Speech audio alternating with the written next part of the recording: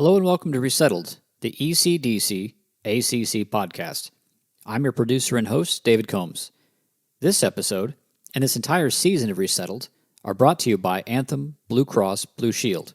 We're tremendously grateful for their support. In this month's episode, I interviewed Daniel Mckibbin. He's originally from Ethiopia, and as you'll hear in this episode, Daniel was a leader of a democratic movement in his home country. As a result of his efforts to bring democracy to the nation, he narrowly escaped the country with his life. Many of his friends and colleagues were not so fortunate. We're honored to have him join us for this month's episode of Resettled. Let's get started.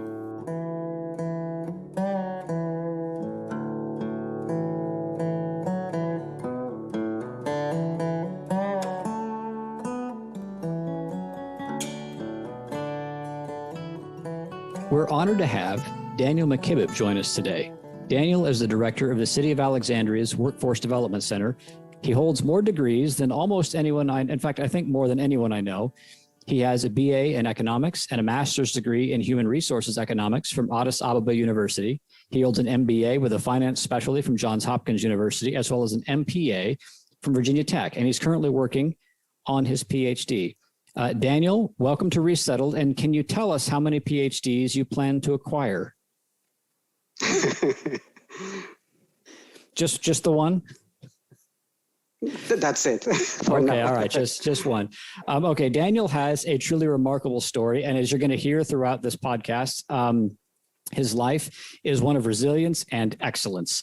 Daniel and I have worked together several years ago, and I have always loved my interactions with him. He's truly full of wisdom and depth. And Daniel, my friend, it's truly an honor to have you on the show. Good to be with you, David. Oh, wonderful. Okay, so you have such a remarkable story. Sometimes it's sort of difficult to know where to begin. So I think the simplest thing to do is just perhaps to begin the story at the beginning, as it turns out. So I wonder if you might tell our listeners about your youth growing up in Ethiopia. Yeah, I think, people have different pictures of Ethiopia depending on how they are exposed to that country. But yes, of course, some people might think of a drought and poverty situation. Some people, if they have in-depth knowledge, they would also appreciate the rich history of the country and the natural and human resources of the country. So growing up in a country where there are economic challenges, but also possibilities and most importantly, love and rich social and historical heritage, that always, keeps you growing up proud of who you are and the country you have, including, the fact that Ethiopia is one of the only two countries that has never been colonized in Africa. So that also gives you a sense of pride and, citizenship. So there are so many great memories, from childhood in Ethiopia. I find that when I have these kinds of interviews with folks, one thing I love to ask is just if people have some either memory or something that they just particularly loved from their time growing up that people may not know about or think about. I wonder if there's just something from your childhood that if you could say, hey, there's this wonderful memory, there's this wonderful thing that a person who's never been there, never experienced it, they should know that these are the kinds of wonderful things that I experienced growing up. Do you have anything like that? Yeah, so I was born and raised in Addis Ababa, so I'm not as much exposed to the rural areas except what I hear from my relatives who come from the rural areas to visit us. So my first exposure to going out to see the rural areas was when I was in second year student, actually a freshman student in university. There was a transition and we had to go to the war. There was a war going on. So most university students were taken to a military camp to get trained during the Civil War. So that was my first ever experience to go outside of Addis. And there was, it was difficult, it was hard, but full of exposures as a university student. There was about, at least in the camp I was in, there was at least 6,000 students training, a fascinating experience. So that's one that comes to mind. Well, what kinds of fascinating experience, if you can, what kind of fascinating experiences did you have? That sounds like that must have been a formative time for you. It was, in particular, this incident. Growing up in Addis, I've always lived with my parents and never had to leave home. And the minute you leave, it would be, far away in a remote area, getting trained in an army base, and then you miss your parents. So it was a very interesting and challenging experience. And I remember one day, where we had to leave the camp for adventure with a group of friends, where we were hungry, and on our way back to the bank, so we had to hunt and eat an animal on the way, and that was quite an experience, which for an urban raised young man, it was quite an extraordinary experience. So these were formative times, in terms of being exposed to social and, of course, meeting people from very different walks of life than the kind of experience I had growing up. So that always comes to mind as something extraordinary. That makes sense. Now, one thing you mentioned there was that, if I heard you properly, you were in school at University of Addis Ababa, and you were pulled away to do this training. What were you feeling when you got pulled away to do training? Did you feel like, oh no, my schooling is going to be on the back burner? Did you worry that you might not be able to get back to it? Exactly. That was one of the toughest moments in the country, and there was civil war, and so the rebels were coming close to, the capital, and the then president of the country. We, as students, brave idealist groups of students at the main campus, we wanted to challenge the president. What are you doing? There are economic challenges. And that was a time that the Soviet Union was collapsing, and the impact of communism collapsing was also being felt in the country, since Ethiopia was one of those allied countries with the former Soviet Union. So there was a lot of political, economic changes happening. So as a group of university students, we gathered thousands of us on the university campus, and there was a call to challenge the president, and a few of the students were selected to go and challenge the then president Mengistu, who now is still alive and resides in Zimbabwe. So to our surprise, I think that letter was sent to him in the afternoon, and late in the evening, we got news that the president was willing to come to the university campus and hear what we had to say and discuss with us. So the following day, full of the main auditorium, students gathered, and the president came in, and the initial idea was to challenge the president about his policies and the need for transition in the country. But somehow he, some would say, manipulated, our youthhood, and somehow the end result was, all the discussions can come later. Are you here? Are you willing to go and stand for your country? So somehow, there was a mob, and all things that you can imagine when thousands of youths gather in such an environment. So there was an impromptu decision where students volunteered to go to the military camps and fight. So it was interesting, and he did not hesitate. The following day, he sent all his folks to start registering students. So there was a challenge on students' mind. So there was a feeling that students who do not volunteer to go to the military camps were not going to be accepted back on university campuses. And so some people actually decided to go so as not to lose the opportunity to come back and continue their education, while some were actually convinced with the mission. So it was a very tough moment. And finally, I think probably 3-4 days after, there were buses, to take students off to military camps. So things had, a very sudden shift from the time that we casually brought those issues and, challenged the president, and a few days after going to the military camps. How long were you in the military camp, and how long were you in training? So they trained us for about 3 months in the military camps, and things again continue to have changed in a speed of light, because I remember a day when we were told that the president was going to fly to the military camp to motivate and encourage people. And some students do notice that his airplane was flying down on the military camp, but that military camp was close to Kenya, Nairobi. So apparently what happened later on was he was actually coming, but then, I mean, you know, depending on who you speak, you hear different stories. But the truth is, he actually flew that afternoon. He fled to Nairobi, and from Nairobi to Zimbabwe. That was it. So at that moment, we had to decide for ourselves because the country was without a president. He temporarily assigned his designee, but that was not helpful at all. At that moment, Eritrea immediately got its temporary independence, and then the rebels were taking over most of the country. So many of the students had to decide where to go from there. You know, I was one of the, you know, I and many students were one of the last groups to leave the campus. Thousands of students, you know, fled to Kenya to become refugees. And then some of us, we had to save ourselves. I remember 8 of us started leaving the camp, and we had to walk a very, very long walk, hundreds of kilometers, as we use in Ethiopia. We don't use miles, you know, to find a safe place.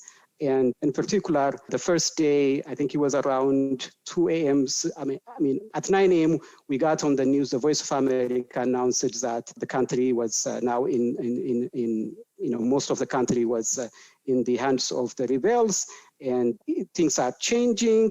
And then we slept. It was around 3 a.m. at night in a very deserted place in a bush. Many of us sleeping, some of us, because there were some animals, lions, and so forth and so forth. So some students were taking turns to protect us. You know, we were armed to protect ourselves from wild animals. And then at 3 a.m., we heard a big truck coming down.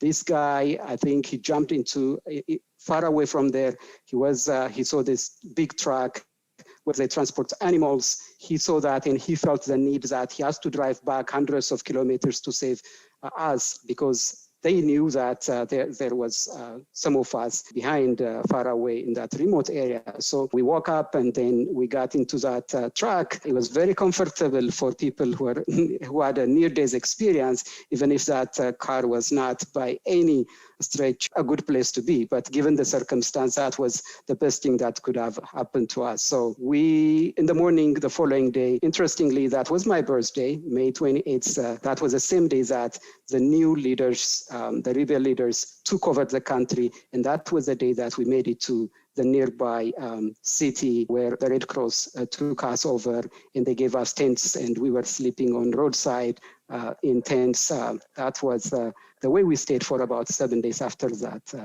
It was quite an extraordinary experience. I truly can't imagine. I'm wondering if you can remember some of the thoughts and feelings that were going through your mind at this time. I mean, like that level of instability. I mean, it must have caused just such great mental challenge. Can you recall some of the things you were thinking and feeling at that time? Yeah, I mean, you know, again, even around the time that we were leaving the camp, you know, some adventurous students who were just playing with armaments, because the camp was full of heavy weaponry, and there was no one in charge of the camp, because many officers had fled to save their own life, and there was no rule of law, there was no order. It was just a crazy place, and some students were, you know, drunk. Sometimes you see all kinds of crazy stuff going on. So just to find yourself in that situation, you don't have a sense of tomorrow. You don't know what to expect. And then as I mentioned to you, I only, you know, traveled probably a couple of miles or so in an urban setting. Otherwise, you know, I'm not the type of strong, you know, young man who grew up in rural areas, who used to, you know, walking 10 miles or, you know, 15, 20 miles. So for that person, and many of us in my group actually, you know, seeing hundreds of miles of walk in front of you, it is, you know, some of us prayed, you know what, we don't want to be exposed to an animal or, die out of hunger or, disease here.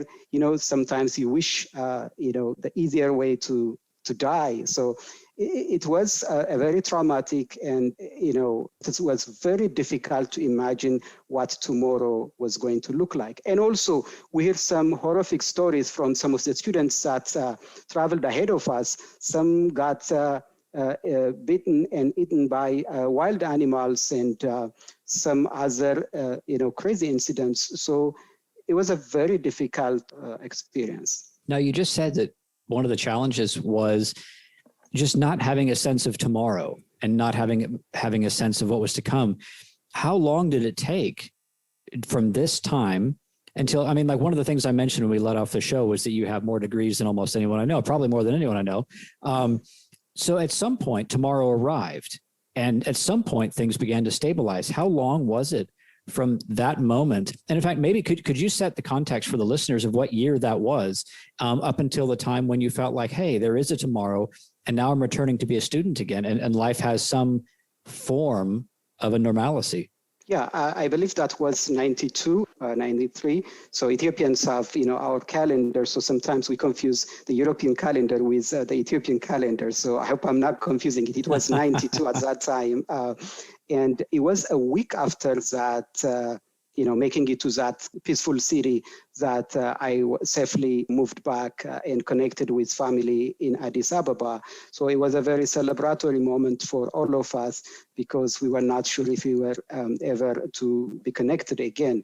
So universities were suspended for quite a long period of time. And then after almost a year, we went back to the university, and life continued. Of course, that government transition was a very bumpy one, because the students continued to oppose, and there were all kinds of things happening. And during my 4-year university, I think there was a couple of times that university educations were suspended for months due to unrest and conflicts. But eventually, it was in 1994 that I graduated with my bachelor in economics. So that was, how life went back to some sort of normalcy. So, and at that point, did you decide to go and get your master's degree right afterwards, or did you work for a little while before you went back for some additional education? No, I actually worked for about 4 years. After that, for a couple of organizations, and including a development bank where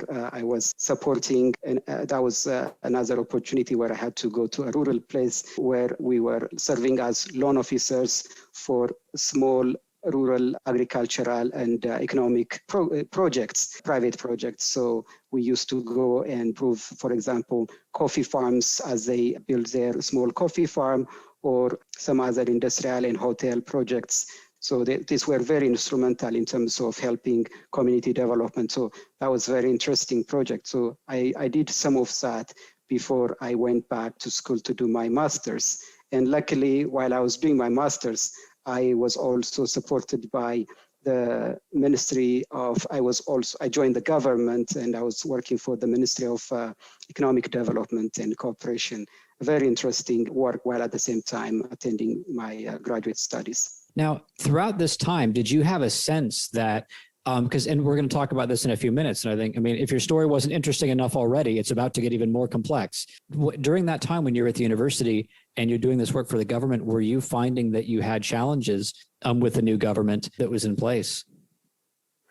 Yeah, of course, you always have an interesting dynamic. Some of the government institutions are truly professional, especially at the lower ranks, other than the ministerial levels. And the ministry that I was working was one of the most respected institutions in terms of professionalism. In fact, it used to be known as the intellectual arm of the government, and only the top students used to be recruited and used to join that ministry, because that is a ministry that used to plan. Ethiopia used to be a communist country, socialist country, and then everything was centrally planned. So that was the ministry that planned the development of the country. So you can imagine the intellectual power that has to go into that planning process. I mean, by the time I joined, it wasn't doing that kind of central planning, but it was very instrumental in many areas. For example, the work that I was doing included, because that was a transition period and the new government had a very aggressive economic development work. They had, ambitious development projects. For example, hundreds of schools, if not thousands of schools, or health centers, and huge road infrastructure projects were to be submitted for international financing. World Bank, the African Development Bank, the European Union, many international multilateral financing organizations. So I and my team used to do the evaluation of those proposals before they were submitted for such financing, because you're talking about hundreds of millions and billions of spending. So we have to make sure they were feasible in terms of environmentally, financially, economically, and socially, and they were worth the kind of priority they were seeking. So we had to turn them down. We had to ask for modifications before they are approved for international financing. So it was a very crucial work. And then after they were financed, we also had to do monitoring and evaluation to ensure that they are on track, they are successful, and if there was some tweaking needed, we had to serve as an intermediary between the donors and also the implementing state governments to ensure that they are benefiting the public. So in that case, most of what we did was professional, so it wasn't necessarily impacted by political interference from the new government. So I was proud of the work we've done while I worked for that ministry. That sounds like truly exciting and kind of remarkable work in a lot of ways. I mean, you must have had, for a newly graduated economics student, that must have just been again, I hate to use the word formative again, but it must have been a time of great development for you. It was, and you feel a sense of pride, a sense of service, and because the value of what you're working on. But interestingly, many of those things I was doing in the 2+ years I was, doing my master's, and right after I finished, I had the opportunity to join a different organization. That was the Ethiopian Economic Association, and they had a research institute. So I joined their policy research. So from being government bureaucrat implementing projects, now I shifted to policy research and evaluating how effective our policies are, how transformative they were. This was an independent, it was not a government agency, it was a civic organization, but it was probably the number one independently known and probably the most effective civic organization in the country at that moment. So I was part of that work, and my work mainly focused on economic research, policy research in the areas of poverty, human resource economics, and health education, that sort of topics. Then, I was proud of the work that we did, and it was very professionally rewarding work. But now with the research, then that gave me another layer of experience. I mean, that's really fascinating. Now, at some point, where at this point you're talking about how you're doing a lot of policy research and you're doing a lot of sort of nuts and bolts government work. At some point, you begin to transition yourself to some amount of political work. What caused that change, and what caused that desire for you to take that up? That's a very good question. So as you can imagine, working in government in those, huge investments to improve living conditions in the country, and then focusing on research and where some of the issues are, where the opportunities are. And to add to that, at the same time, I was also an adjunct professor at the university. I was teaching economics, and so one of the courses that I was teaching focused on the Ethiopian economy. And typically, you focus on what the resource potentials of the country was. You discuss chapter by chapter the various natural resources the country is endowed with, and then you also talk about the underperformance of the economy and the challenges, the human conditions. Then students always ask you, as if you don't ask that question yourself, well, if we have all these resources, why are we suffering with this level of abject poverty? People ask those questions, and you ask those questions. And even in my day job at the Research Institute, these are the kind of things that we deal with. One of the things that would explain such a paradox is leadership. You got to have you have to have an effective and a responsive leaderships that you can hold to account. Unfortunately, the country has never had a democratically elected government.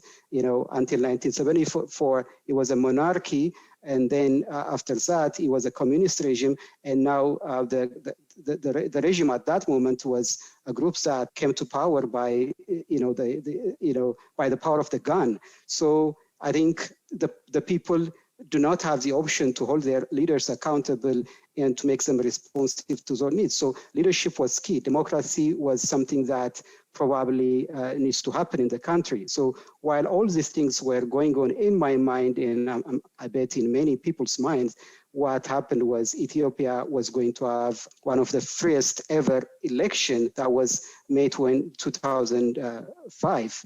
And by that time, I spent about 4 or 5 years at that research institute.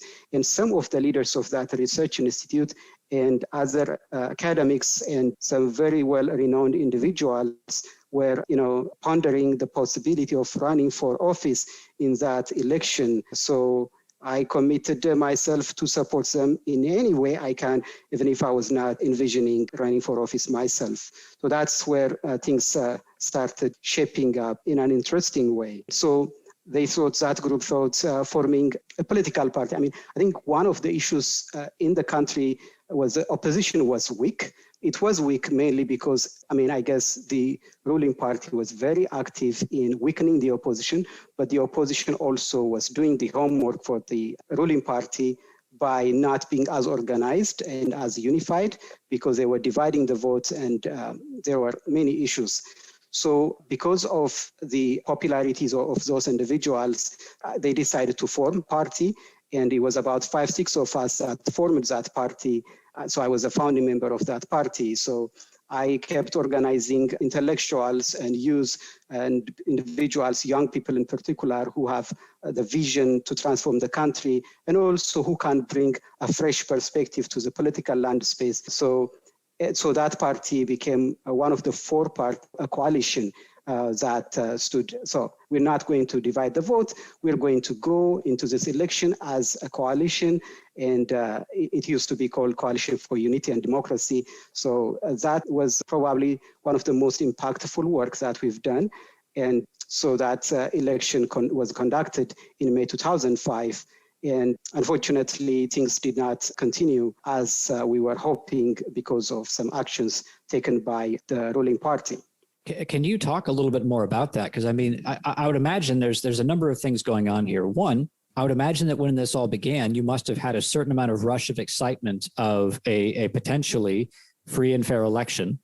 And then the organization that you were putting together with your colleagues and trying to set some path for positive change. And then this goes sideways and the ruling party engages in some kind of misbehavior. I wonder if you can talk about a little bit about some of the things you were feeling and thinking at the time, and then the kinds of activities that the ruling party began to engage in that made you come to realize this is not going right. No, exactly. I think leading up to, I think when the election preparation started, I remember, the election was supposed to be in May. And as I was organizing some youth groups as early as, August and September, some people were laughing at us. They did not take as seriously because forming a party that late into the game, and, they were not really convinced. But we were convinced that this time it was going to be a different one. But saying as some of the activities in terms of the opposition coming together in one front, and also some of the debates started, free airtime and free debates. It was very unprecedented. There was a breeze of fresh air in the country, and people started to smell and taste democracy. It was a special element. I cannot express it. I cannot find a word that will express the kind of feeling that was all over in the country. It was so beautiful. We really loved, the smell of democracy in that country. But it was so unfortunate. I think it looks like the ruling party only allowed democracy to the extent it doesn't threaten their seat. And so the election happened May 7, 2005. And then, in urban areas, you would get election results in real time. But in rural areas, it takes a while. So the first election results started to come out of the urban areas, including the capital. The regional seat in the capital city, it had 138 seats. And out of that, those 138 seats, the opposition that I was part of won 137. Imagine it is four parties coming together. At least two of the parties were, the oldest, and they have a very wide base, and they have been in the business for some time. But instead of dividing the votes, they come together. So all those strategies and the kind of excitement that was happening throughout the election, it started paying, dividend. It was just unbelievable. But then, while that created some positive excitement in the opposition side, it wasn't felt the same way on the ruling party side. So they started banning demonstrations, and also they literally stopped the counting of votes in many places, and all those nasty things started happening, and people were angry in a few weeks, and there was all kinds of, taking to the streets and, demonstrations.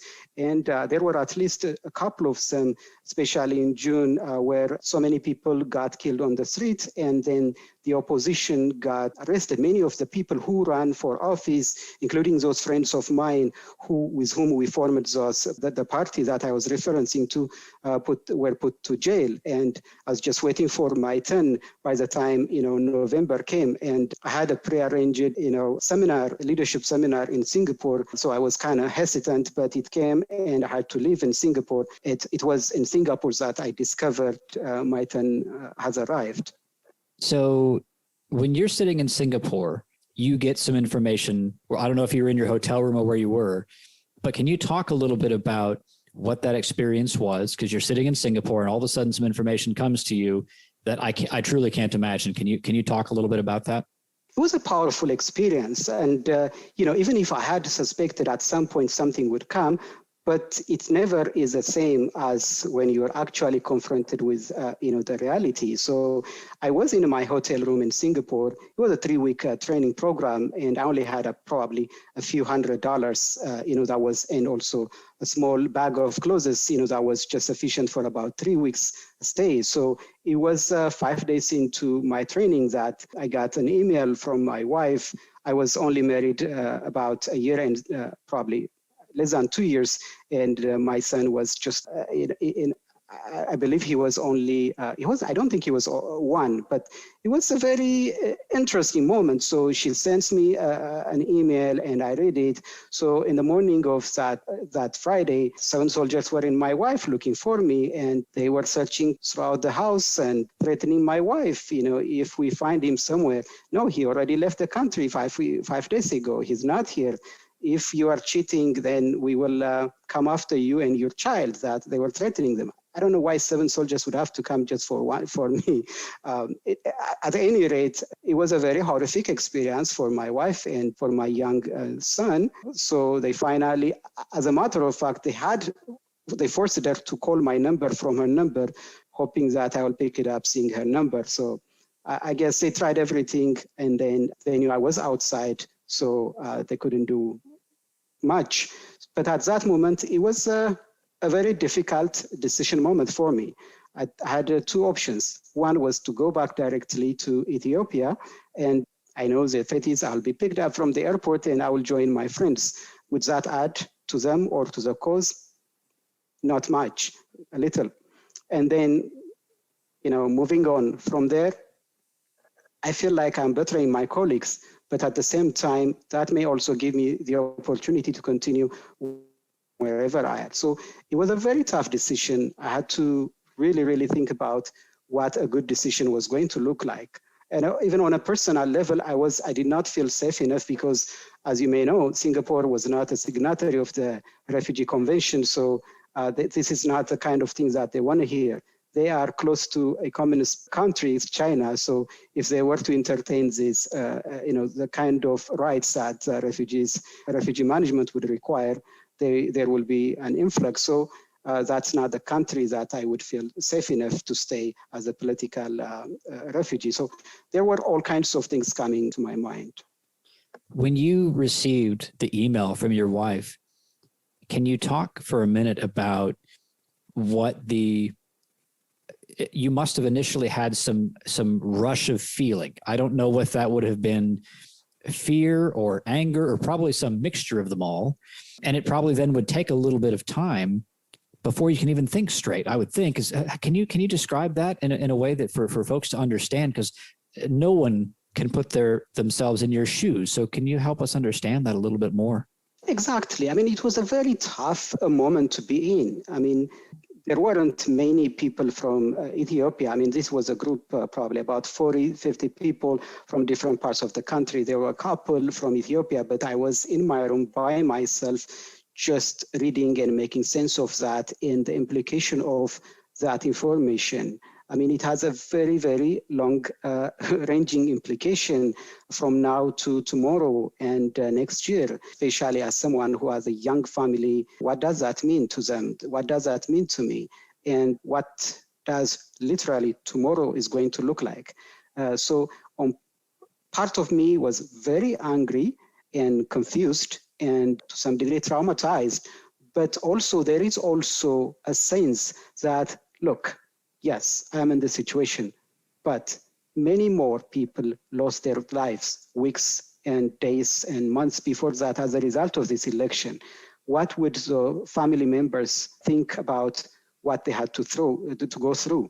And many of these colleagues of mine who are in jail, some of them were being tortured, in prison. So I think you have to put things in perspective. I think that sometimes helps you to manage what you're going through. So I guess I was perplexed, angry, confused, and sad. But at the same time, when I put things in perspective, I get the encouragement and also the perseverance that comes from knowing this is a price that you would pay for a good cause, because democracy is never cheap. Freedom is never cheap. People over the years have paid a huge price to make something as precious as freedom and the respect of human rights and democracy to make it a reality. So I think considering, understanding, and coming back to your senses to make sense of the situation with the benefit of the greater context, why we are here in the first place, I think that helps you. Otherwise, it was a very difficult moment. I truly can't imagine. When you were experiencing that, how much fear did you have for your wife and for your son? Were you concerned that they'd be taken away, or did you feel like the regime would essentially leave them alone, or did you just not know? No, as a matter of fact, even when I was there, they have plenty of people that they would assign to follow you everywhere you go. So I was kind of so used to, people following me everywhere I go. Sometimes they take your picture on a mobile phone and probably they will report it. So they had all sorts of intimidation tactics, and just don't ask me how much they would afford to assign people to every little opposition member that they see. So in a sense, both myself and my wife were used to it. I remember one day, they were chasing me as I was going to a church, and I was stranded for a few hours in one of those tense moments, partly because I was giving a ride to some of the opposition leaders in my car. I mean, we've seen some of the most difficult situations, and my wife was in the car in one of those days that I was stranded. I was literally under custody by a group of security forces, and so she has a glimpse of that. So she was stronger than I thought she would be. But after I left, even while I was in Singapore and even after I moved to the US, there were times that she was being followed and, some stressful, because sometimes you feel like, okay, if you need me, go take me. But why are you following me? Sometimes you choose to be taken into custody than somebody always following you. It just has some weird feeling when you're being followed every day and everywhere you go. Now, you claimed asylum in Singapore, but you ended up in the U.S. and Washington, D.C. not long after. Can you talk a little bit about how, once you sort of gathered yourself after you get this initial information and you started to go through the process, how did you manage to get yourself sort of taken care of, at least enough that you could stay in Singapore and then get on to the U.S.?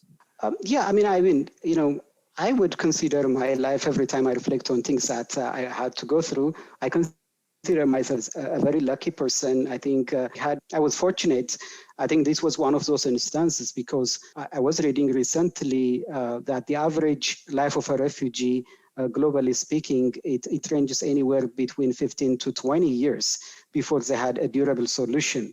Durable solution meaning, going back to a safe country they came from, or having a resettlement option or integration where they are temporarily staying. I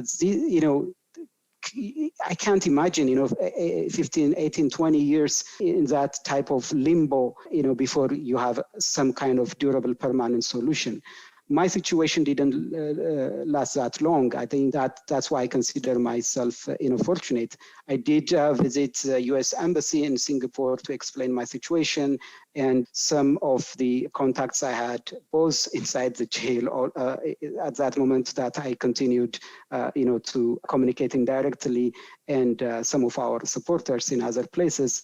I was fortunate, as I mentioned. So there is one of the largest refugee programs of the U.S. government in that part of the world. It was in Thailand, Bangkok. So I had 3 people actually to come and meet with me in Singapore, just to, as part of my case, including, the Homeland Security folks who would come and interview you and adjudicate on your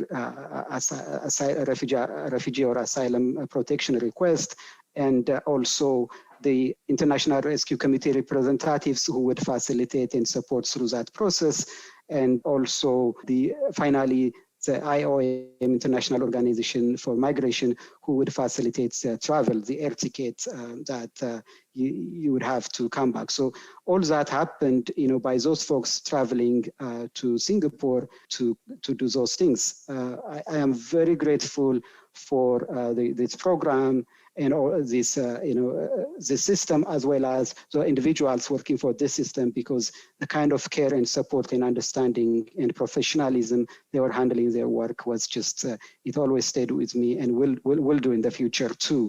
So I think everything got processed in about 2 months or so. So this happened probably 2 months, and I had a waiting period between the time I got approved and the time I flew to the US. So by February, I believe it was February 6th that I arrived in the US as a refugee. So that's February, you said 2006? So yeah. Yes.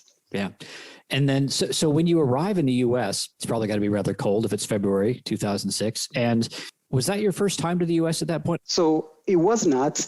2 years ago, I won a fellowship. Some of the policy work and the research work I did, I published a report on the economic impacts of family planning in Ethiopia. So mainly population pressure and its economic impact on labor force, agricultural productivity. So we did some projections on the fertility rates, if it was to increase, what it will come. So there was a study that I conducted, and also I trained some of the regional parliaments in different parts of the country to educate them on the economic impact of health and family planning and education in the country. So that got me into a leadership fellowship program in Berkeley, California. So I stayed at a program.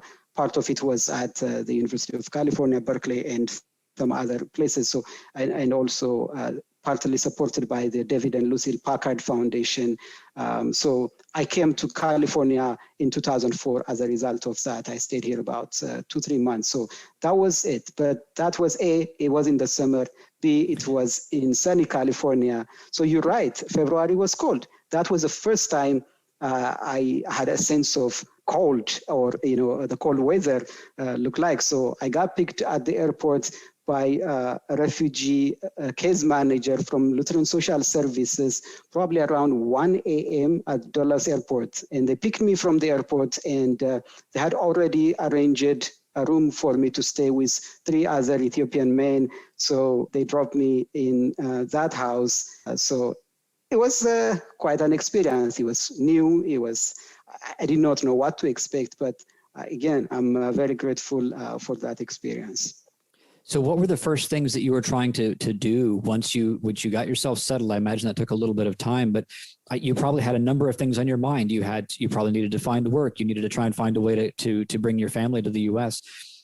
What were the things that you were trying to accomplish once you got your mind around your new situation? Yeah, absolutely. So, from the resettlement agency side, they will have to take you to, they have to drive you to a place where, to get your social security, ID, and all that good stuff. So they keep you busy, doing all those things. And then, at a personal level, making a connection with my family and, their well-being and the possibility of them joining me together here. And also the toughest one, which I thought it was an easy one, but it took years. That is, who am I in the US? I know what I did professionally in my country. I knew why I know how my education and training was aligned in what I was doing. But now, do those things matter here? Who am I? I think reconfiguring oneself, rebranding oneself. I mean, before you can make it known to other people, here is who I am. This is what I can do. You have to convince yourself, who are you? What is your career? What's your profession? Because the kind of work that I did was not necessarily relevant here. I mean, I was economic researcher. I was working for the government agency I was telling you about. Those agencies are not here. But does that mean your skills are not relevant, or there was not, any way that you can transfer some of skills and work for others? It was a tough one. That transition, many skilled professionals struggle with that. For some, it takes years before they find an answer. And you have to have somebody to help you navigate that. So that was more of at the professional level question that I have to struggle with. But on a family basis also, thinking of the opportunity where I can reconnect with my family and rebuild my life. And of course, the bigger one was, okay, I came here because of a cause and I cannot abandon that cause. So what am I going to do to help support the release of those colleagues that were jailed? So I joined the international chapter of the opposition group that was here. And I was part of the leadership of that group. And we did, it was quite a difficult thing to do. It has its own complexities, but we managed to organize and strengthen the diaspora-based support base for cause, not just in the US, in Europe, Australia, and Africa, and many parts of the world. And we eventually formed a strong and bigger organization. And I also had a very continuous relationship with folks at the State Department and Friends of Ethiopia in Congress and in the Senate. We worked on a regular basis with them to push for legislations that supported the release of the opposition leaders, which finally became successful. So they got released from jail 18 months after that. So a number of things came to my mind, and I think, as I mentioned, some of them came to fruition after a few months of arriving in the U.S. Did you find that was, that must have been provided a strong sense of community and a strong sense of, again, like you said, that purpose that you were sort of searching for? Did you find that provided you more of that sense of purpose, or ultimately, because you end up, and we haven't even talked yet about, the professional, because you did reinvent yourself and you did find ways to find this sort of professional career. Did you find that was sort of like the first elements of you reinventing yourself was getting back with the community and trying to still continue some work back in Ethiopia? Yeah, I think, the good thing, just to give you a sense of that, even if they gave me that house with, 3 other Ethiopian men, 4 of us to live in that house, probably I did not stay in that house for too long. I spent most of my week in Maryland because some of the leaders who worked with me to create that community, the support community for the political cause, were in DC and Maryland. So I had to spend, days and nights working hard there and making a very strong connection with what's going on in Ethiopia. We had successfully conducted so many operations in terms of advocacy, in terms of securing some resolutions and legislatives. The government was hiring lobbyists, but we did not have lobbyists. We were doing the work by ourselves. So I think in the course of doing that, there was a very strong sense of community, having a very clear goal of what needed to be done, not only to get to secure the release of those leaders, but also, we're talking about hundreds of people who were in jail, and by some estimates, there were also others, thousands in different parts of the country. But at least the ones who ran for office and got jailed were, several, key figures. So I think all that was happening as we collaborated and worked on as a community. So that continued. But yeah, you're right. On a personal level, I think I would say, it was at least for the first 6 months, kind of 6 months or so, I decided, to focus on the cause because quite a lot of work. But then I sensed, okay, yes, I have to do this, but the only way I can sustain my work is if I have to stand on my feet and I have to support myself. So I had to balance that. And as part of that work, and especially as you come as a refugee, the Refugee Resettlement Agency is required to secure that you have a job within certain months of arrival. So I had to also make sure that I meet that goal. So one day when they were discussing my plan, I told my case managers, then, hey, what's the plan? I said, why can't I volunteer for you? And they never had this kind of request. Yeah, I can do some of the good work that you're doing, so I can help you with case management. And then she spoke to her boss, and they allowed me to volunteer 3 days a week. So that's how I started, my professional work on a volunteer capacity, because that would give me an entry point into the professions. Some of my connections at the World Bank, they gave me a visit. I visited them in the office. They were trying to give me some freelance work, which I did here and there, but that was not necessarily a permanent thing, because most of those kind of jobs, it would be easier if you were abroad. So that didn't go too long. But it was in one of those occasions that my case manager was invited to speak on NPR as a part of a panel in connection with an event that was conducted at Johns Hopkins Bethesda campus by a very visionary woman. She was a professor, law professor at Montgomery College. She saw what I was telling you, the challenges faced by immigrant professionals in the US. So she put together a professional day event for anyone with foreign earned degrees and experience from abroad. So I attended that event, and one of the people that I found there, I gave them my resume. She came from Fairfax County as part of, so one was a professional conversation discussion, but the second part of it was some sort of a job fair. So at that part of the event, I gave my resume, and a few days later, I got invited for an interview. So that's how I ended up working for Fairfax County. That was my first job. That was September 2006. So probably I worked there for about 4 months, and I was offered an interview for a permanent position because I did not have health insurance. That was more of an exempt position. But in 4 months, they saw the value I brought to the work, and they offered me an interviewing for a permanent position, a promotional opportunity. Interestingly, the interview was scheduled on the day that my wife and my son were arriving at the airport. So I did not want to send somebody else to pick them at the airport. It was so meaningful, so important to me. So I had to ask my employer, I don't want to give up this opportunity. Please don't get me wrong. Could you please reschedule this for me? And they said, absolutely, they scheduled. And unfortunately, I rescheduled the flight again, and it happened on the same day.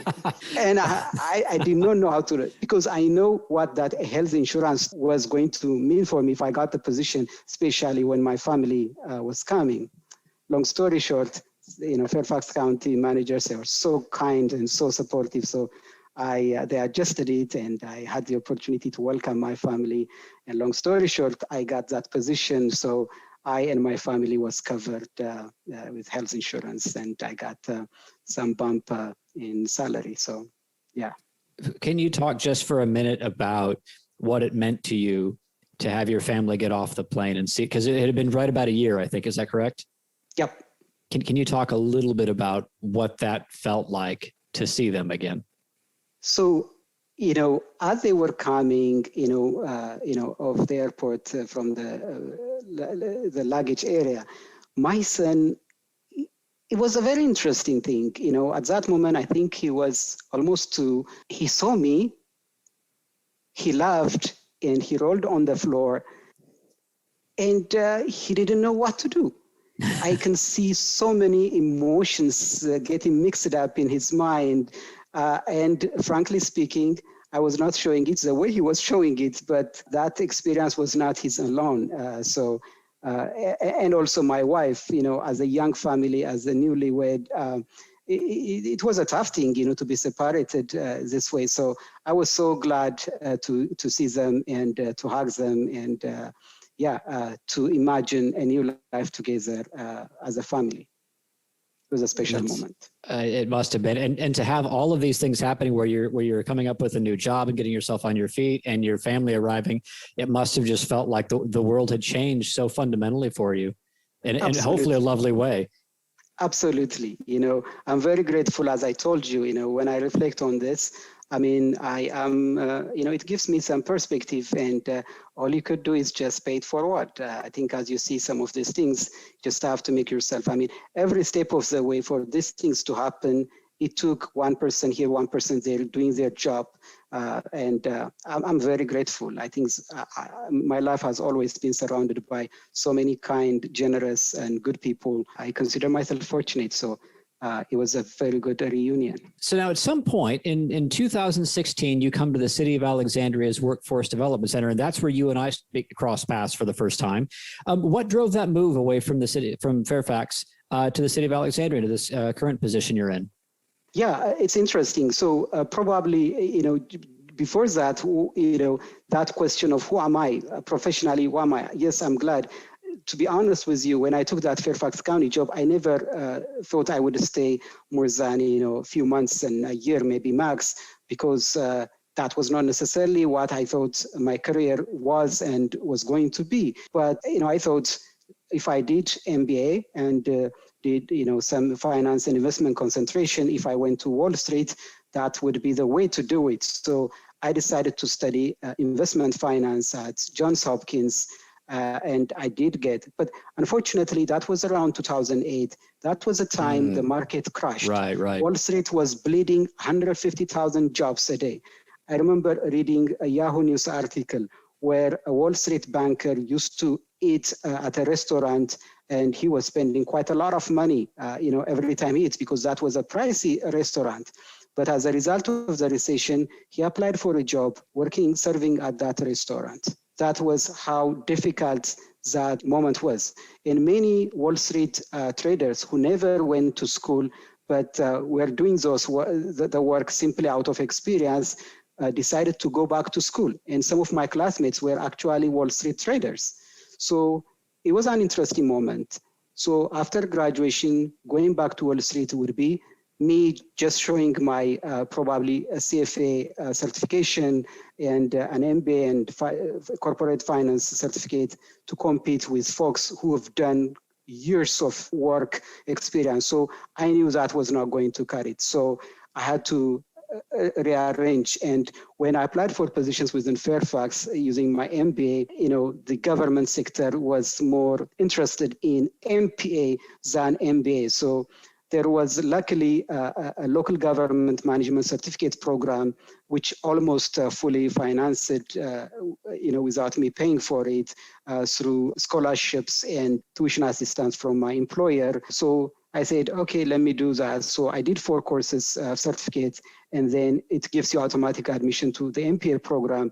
And I was also able to transfer some of my courses from the MBA program. So all in all, that's how I did, because I thought that was when I got a sense of public service was my place in the US. That's where I finally figured who I was professionally in the US, and I had to build on my MPA and government work. So, and in the course of doing that, I got promoted as a result of partly my education, and I worked for about 10 years in Fairfax County.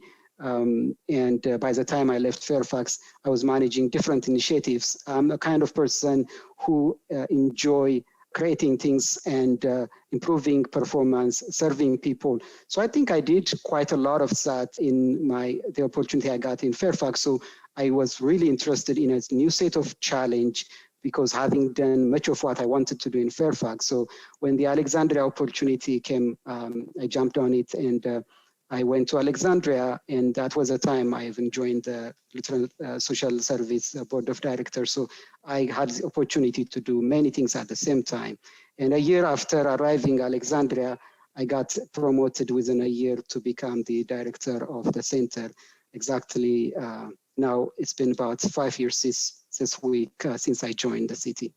Yeah, between the current career you have, the board of directors, the PhD, it doesn't seem like you're busy. Okay, so actually, can you tell us a little bit about the work what is the mission of the City of Alexandria's Workforce Development Center? What is the mission? What is the goal? And what do you and your team do on a day-to-day basis? So the work we do at Alexandria, so essentially the Alexandria Workforce Development Center is essentially, we have two core consumers of our services. On the one hand, we have businesses that are entering or expanding in the city, and we provide them with information and anything else that would help on the side of their talent needs. Some organizations, as they enter and expand in the city, we consult them on recruitment. We consult them on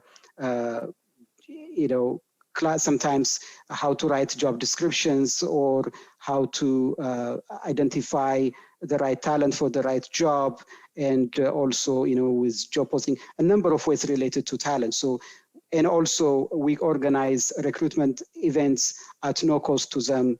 So we do all kinds of, and sometimes we also provide incumbent training program, which means training up their workforce with some sort of arrangement in order to expand and strengthen the talent that the city offers to current and aspiring and prospective businesses. So that's the business side of it. But we also help residents who are looking for a job, who are looking for opportunities to upscale and improve their career prospects. We help them.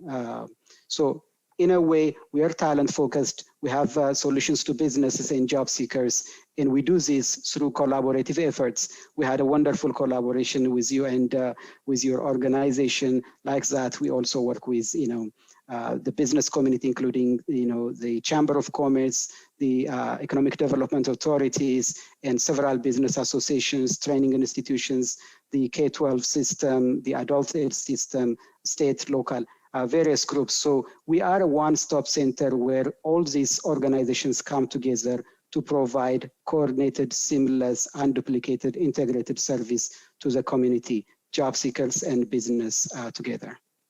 Now, I know that you work with a lot of special immigrant visa holders, SIVs in particular. Do you have sort of a personal desire to help them, especially? Because I know that a lot of folks who are in that position, either refugees, asylees, will come to your office. Can you talk a little bit about sort of like the particular sense of care you have for them and some of the specific challenges they face? Yeah, absolutely. We support, everyone who has, needs, who has interests in the areas that I mentioned earlier. And Alexandria is a very dynamic, interesting, lovely community, a city of 160,000 plus people. And 1 out of 4 residents in Alexandria is foreign born. And we have different populations. Some people generally may have generic needs. Ultimately, it's about economic well-being, and we want to make sure Alexandria is a healthy, thriving community. So, in a sense, everybody has a similar need. But in another sense, different populations have different unique needs. So, For example, we support individuals with disabilities or youth or older adults. And like these groups, one group that we support in the city, in our work at the city is the foreign-born population, in particular refugees and, as you mentioned, immigrant visa holders. Because, for example, recently we have had one of the largest immigrant visa holders, special immigrant visa holders in the country. On a personal level, I know the journey of a refugee. I know the journey of an immigrant professional who used to do the kind of work that these folks were doing and their struggle to find their way in the US. So all those things mean something to me on a personal level, but our staff also customize our service based on the needs of this population. So we've done quite a lot of work to meet the needs, the unique needs of this population. And I'm very proud of the work that we've done, leading and coordinating efforts in the whole Northern Virginia region, including our friends in Fairfax, Arlington, Prince William County, and the larger region. So overall, we've done quite an impressive work. I am proud of what we've achieved in the past year in Alexandria in meeting the unique needs of this population, not only in direct service, but also in improving awareness of the unique needs of this population, and also coordinating services not only in Alexandria, but also in with our friends in Fairfax, Prince William County, Arlington, and the larger Northern Virginia region, where we had a number of opportunities to bring together hundreds of foreign-born professionals at Northern Virginia Community College for a day-long conference, bringing together industry associations and business leaders and many others to come and educate themselves and also educate these folks so that they can make informed choices about their prospects. Because there's a huge brain drain in this country where folks with a lot of potentials here, but either because of ill advice or because of no advice, they sometimes their skills get underutilized and these folks become underemployed. And we've done quite a lot of work to change that over the past 5 years. Can you talk just for a little bit about any impact that the COVID-19 pandemic has had on your work and on your office? Of course. I mean, we're not an island. I think whatever has been felt throughout the country as a result of this pandemic was felt with us. But proudly, I would say our office has been open throughout the pandemic. There wasn't a single day that we closed as a result of the pandemic, but we pivoted to, in response to this pandemic. For example, all our work readiness workshops that used to be facilitated in person, we quickly, brought them to the virtual space. So it was quite a heavy lift, but in a short period of time, we brought them to the virtual, venue. So we've done one-on-one and group-based workshops in online. But also so many individuals were hurting as a result of this and accessing relief. By relief, I mean, folks who've lost their jobs, had to pay their bills, and accessing the unemployment insurance benefit was a very tough process, for many. So we tried to collaborate with the Virginia Employment Commission to make it a little bit easier for many people. I cannot say that it became easier, but we tried our best in taking over some of the work from VC in collaboration. They've been very generous and collaborative with us to make that easy.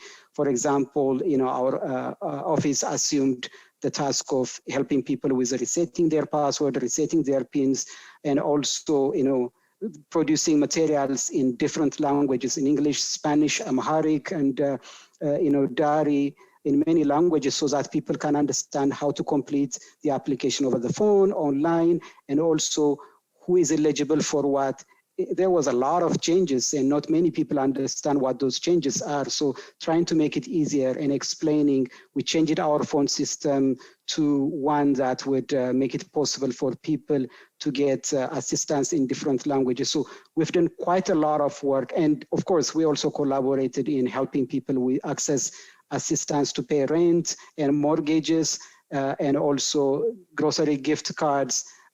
So quite a lot of work to meet people's immediate economic needs by way of relief, and also, efforts on educating them on how to protect themselves from the virus, but then later on, more effective employment opportunities. For the first time in the summer, we started virtual job fairs. We've done quite a number of job fairs, and we brought, so many, close to 100 employers to come and participate in various job fairs where hundreds, if not thousands of people found jobs even in the middle of the campaign.